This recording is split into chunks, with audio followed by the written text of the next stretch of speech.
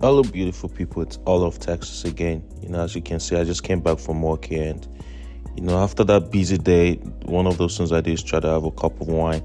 And what I'll be making today is chicken breasts. At this point in time, I'm literally cutting my putting my stuffs together. Those recipes together. That's my onion right there. First thing I do right there is wash my onions, wash my pepper. Once I'm done washing and cutting them, I literally do the same thing to my ginger. And once I'm done with my ginger, what I do for the most part is put them on the board. Once I put them on the board, put them aside, and literally at this point in time, the next thing I look forward to is dicing those guys, cutting them into little pieces. And the first thing I'll do is cut my bell pepper. That's my bell pepper right there, cutting into bitty pieces. And once I'm done with that, I do the same thing also to my ginger.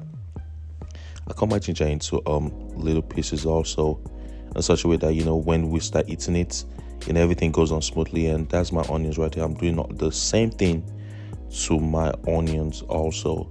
And that's my onions into little pieces also. And once I'm done with that part, this point in time, we're not using no habanero.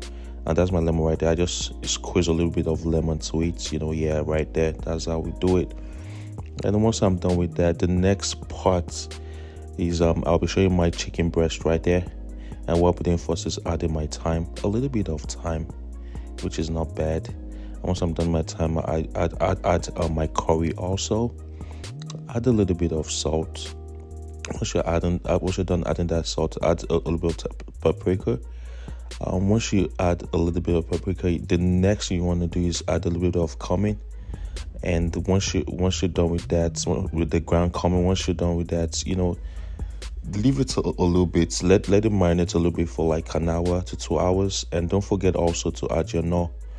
And that's right there. After you let it marinate for about 2 hours, the next phase would be, putting my hot pan on fire and fry my onions. Right here, you look at me right there. That's my pan right there. I fry my onions, and once it's hot a little bit, this is where I had my marinated chicken breast. And right here, once you're done, just in between, just cover it, let it steam up for like a few minutes. You want to check it frequently, so that way your chicken breast doesn't burn. And that's what I'm doing right here. I'm just flipping it on both sides, just making sure they all cook on both sides. Once you verify that, once you're sure that everything is not burning on both sides, once you're sure it's not burnt and you're ready, you add those diced onions, diced tomatoes, and all that good stuff. At this point, I add a little bit of a little bit of lemon juice to it. So there's this taste it gives it. And at this point in time, I'm also adding the butter to it. Let it steam up a little bit. Mix everything together so the juice can circulate. And for the most part, the main reason why I check it frequently is so it doesn't burn. So right here, you see right there, that guy is looking so good. Mix everything all together. At the same time, test it. When you test it, you're trying to verify if the salt is too much or more salt needs to be added to it. Once you verify it's all good, cover it again and let it steam for another 2 minutes.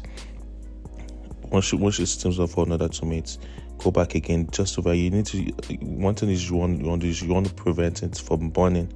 So let it steam up a little bit. At this time, I think it's ready to go. It's ready to be put off the fire. And that is my chicken breast right there. Look at that guy looking so good. For the most part, I just dice it into bitty pieces. Look at that guy right there. Look at that smoke. Oh my god, I want you all to try this recipe at home and let me know how it goes. Thanks for what you do, and subscribe if you've not subscribed.